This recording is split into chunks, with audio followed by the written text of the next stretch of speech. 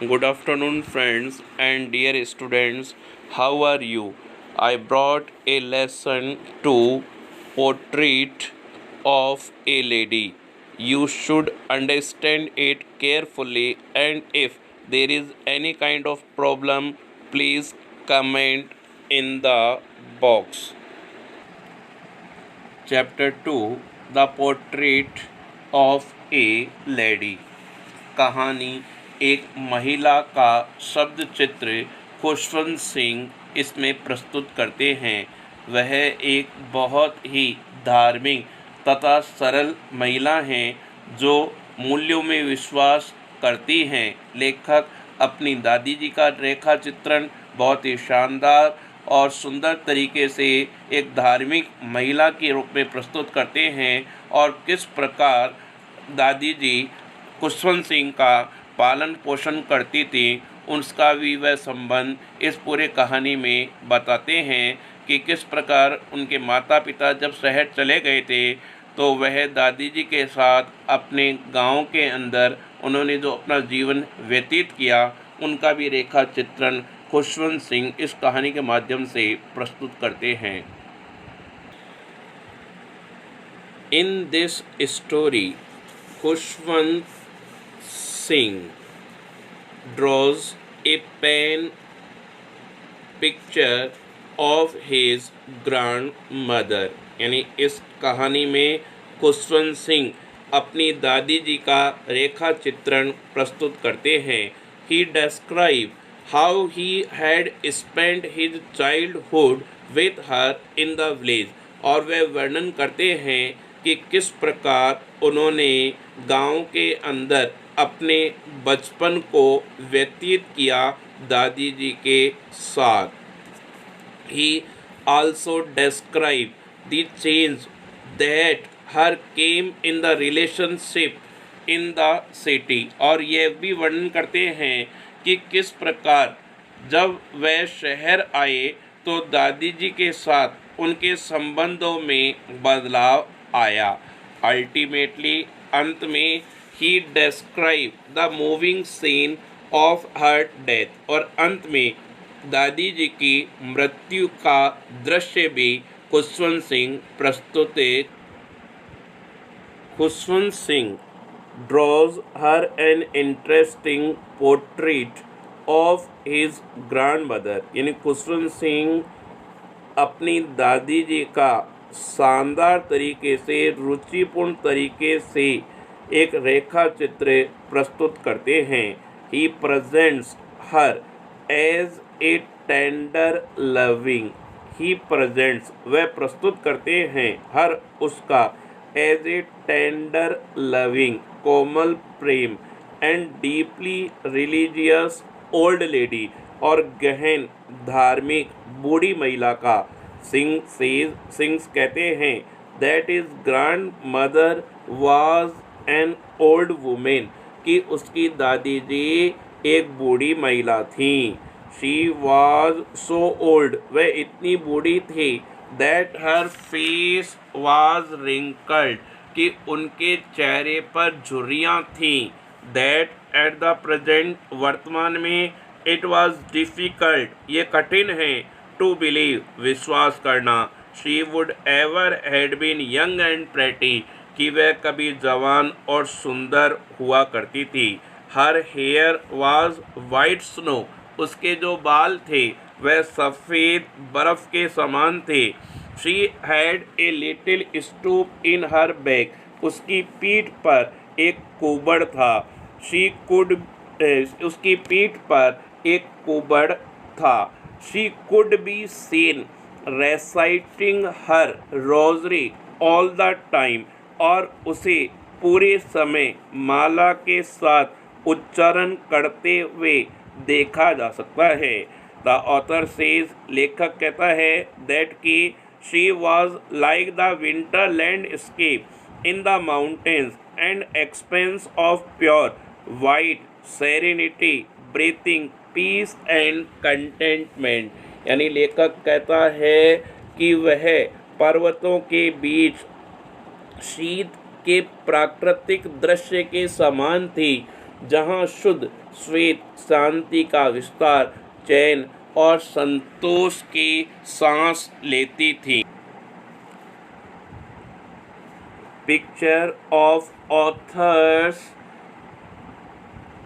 Grandfather was huge on the wall, यानी जो तस्वीर थी लेखक के दादी जी की, वाज ह्यूज बहुत विशाल थी, ऑन द वॉल दीवार पर, ही अपीयर्ड वह प्रतीत होती थी, टू ओल्ड बहुत बूढ़ी, एंड इट वाज दैट और ये था, he ever had a wife कि उनकी एक पत्नी थी, he appeared to have only lots and lots of grandchildren और ऐसा प्रतीत होता था कि बहुत सारे पोते पोतियां हों।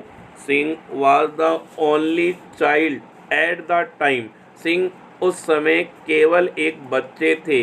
His parents had gone to live, उसके माता पिता जा चुके थे, इन द सिटी शहर में, लीविंग हिम उसे छोड़ के, behind the village under the care of his grandmother दादी जी के पास उनकी देख रेख में गांव में, यानी कहने का अर्थ है कि लेखक के माता पिता लेखक को दादी जी के पास गांव में देख रेख करने के लिए छोड़ के शहर जा चुके थे।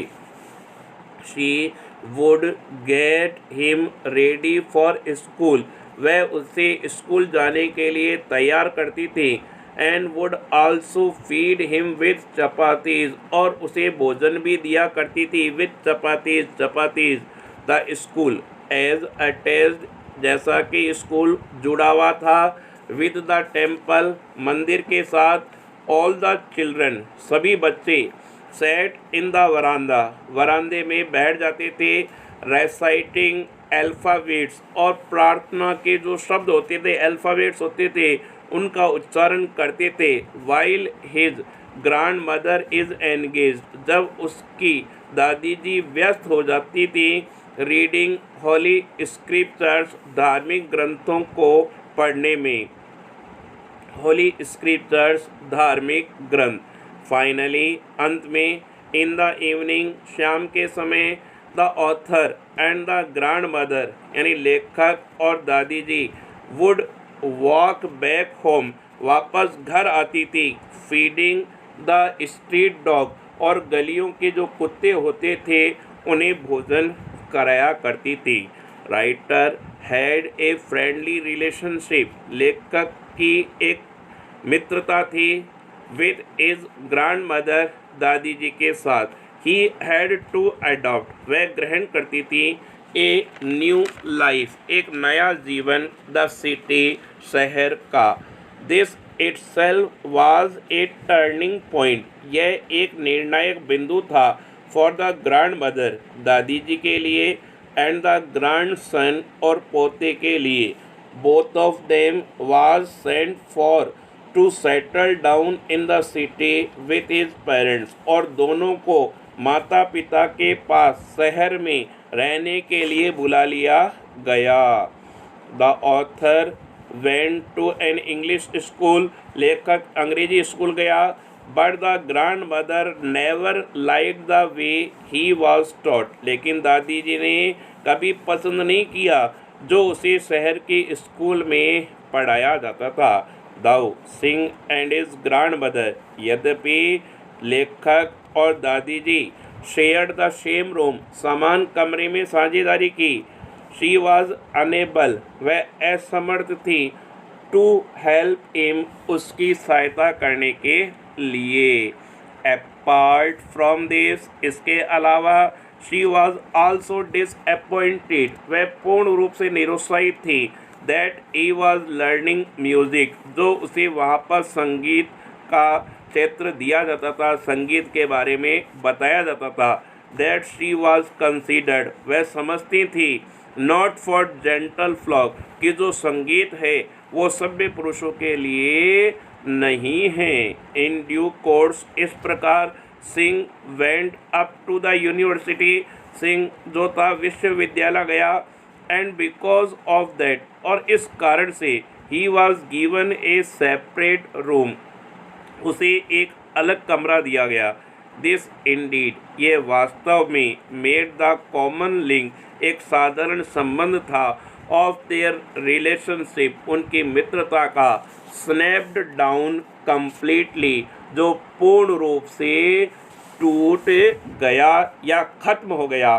द ग्रैंड मदर एग्रीड, दादी जी सहमत हो गई, द फैक्ट, इस तथ्य से, and she use to spin the wheel from sunrise to sunset to compensate that, और वे सूर्य उदय से लगा के सूर्य अस्त के समय तक एक चरखी के पहिए पर सूत काता करती थी और इसकी क्षतिपूर्ति को पूर्ण किया करती थी। ओनली ड्यूरिंग द आफ्टरनून, केवल दोपहर के समय, शी वुड रिलैक्स, वह आराम से रहती थी, बाय फीडिंग द स्पैरोज, और चिड़ियों को भोजन कराती थी, with little piece of bread, छोटे छोटे रोटी के टुकड़े।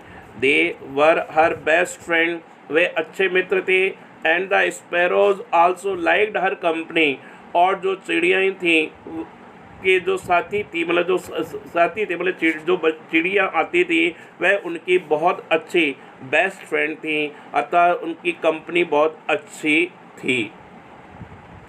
Letter Singh went up abroad for higher studies which was for 5 long years, यानी बाद में लेखक उच्च अध्ययन के लिए 5 साल के लिए विदेश गया।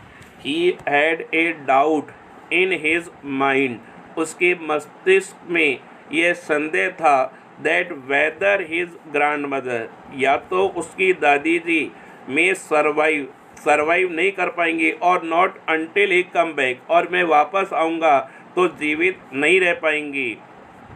He also thought that it might be last physical contact, और उसने सोचा कि ये उनके बीच एक अंतिम शारीरिक कांटेक्ट है, एक संपर्क है, बिटवीन देम, उनके बीच। When she came in the railway station, जब वे रेलवे स्टेशन आई, टू सी हिम ऑफ, मुझे छोड़ने के लिए, मुझे विदा करने के लिए, आफ्टर 5 ईयर्स, 5 साल बाद, ही केम बैक, वह वापस आया, and welcomed by his grandmother, और दादी जी ने उसका स्वागत किया, who was not grown a single day older, वे एक दिन से भी ज़्यादा बूढ़ी नहीं लग रही थी। ग्रैंड मदर्स हैप्पीएस्ट मोमेंट, दादी जी के प्रसन्नतादायक क्षण, वाज विथ हर स्पैरोज, चिड़ियाएँ हुआ करती थी। इन द इवनिंग, शाम के समय, there was a change in her attitude, उसके दृष्टिकोण में बदलाव आया। सी सेलिब्रेटेड, उसने उत्सव मनाया, the return of her grandson, अपने पोते के लौटने का, collecting some womens of neighbourhood, पड़ोस की कुछ औरतों को इकट्ठा किया, एंड बीटिंग ड्रम्स, और ड्रम्स को पीटा, फॉर सेवरल आवर्स, कई घंटों तक। But in the morning, grandmother's health deteriorates, deteriorates, deteriorates का अर्थ होता है कि जो हालत थी उसमें गिरावट हो गई, अर्थात उसकी जो मतलब सेहत थी वो बद से ज़्यादा बदतर हो गई, जिसको अपन कह सकते हैं डिटोरेट्स शब्द है। एंड शी रिवेल्स, और उसने प्रकट किया, that she was nearing her and, कि उसका जो अंत है वो नज़दीक है। सो शी डिसाइड्स, इसलिए उसने निश्चय किया, that she is not going to waste a single moment, और उसने एक क्षण भी बर्बाद नहीं किया, बाई टॉकिंग सो मच, इतना अधिक बातचीत करते हुए। सो सी प्रेड, इसलिए उसने प्रार्थना की, क्वाइट सडनली, लेकिन अचानक, द रोजरी फेल हैंड, यानी जो माला थी वह उसके हाथों से गिर गई, and she exhaled her last breath, और उसने अंतिम सांस ली, एंड इट वॉज क्लियर, और ये स्पष्ट था, that she was no more, कि वह अब जीवित नहीं है। After making the preparations for the funeral, यानी अंत्येष्टि की तैयारी करने के बाद, द फाइनल अंत्येष्टि की तैयारी करने के बाद the family members went to fetch her body for the last journey, यानी परिवार के सदस्य उसके शरीर को लाने के लिए गए अंतिम यात्रा के लिए। The golden blaze of light of the setting sun, यानी जो गोल्डन ब्लेज थी, स्वर्णिम जो प्रकाश था, ऑफ लाइट प्रकाश था, ऑफ द सेटिंग सन सूर्य अस्त के समय का, ग्लिटर्ड हर रूम उसके कमरे में चमक रहा था। And to pay the last homage to the grandmother, और हमने दादी जी को अंतिम विदाई दी अतः अंतिम श्रद्धा प्रकट की।